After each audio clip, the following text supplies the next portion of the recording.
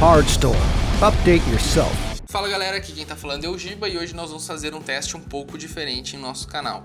Como alguns de vocês já devem saber, a NVIDIA lançou recentemente uma opção de drivers de vídeo voltada para o público criador de conteúdo. Ou seja, agora ela separa uma versão do driver atual, melhor otimizado para programas como Blender, Cinema 4D e a maioria dos programas do pacote Adobe. Para realizar os nossos testes, nós vamos utilizar uma RTX 2080, que é a placa na qual a NVIDIA afirma que os ganhos são mais significativos, podendo chegar até 9%. Os testes vão funcionar da seguinte forma: nós fizemos uma action de Photoshop com a aplicação de diversos filtros e aplicamos em uma imagem de 20 megapixels, na qual será aplicada tanto com o driver comum quanto também com o driver de criação de conteúdo. E o outro teste que nós vamos fazer, nós vamos utilizar o Premiere para renderizar um vídeo de mais ou menos 400 megabytes com algumas configurações que vão deixar esse render mais pesado. Então, vamos lá ver os resultados.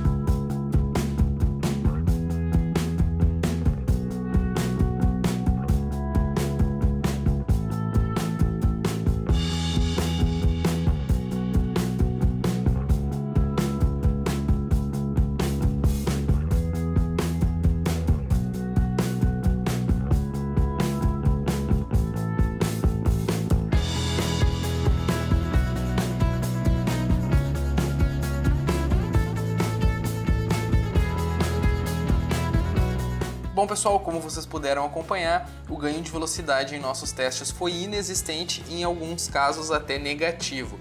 Nós não testamos em programas fora do pacote Adobe, pois nós não temos nenhum dos citados pela NVIDIA, porém, nos programas que nós testamos, por enquanto a utilização desses drivers é nula.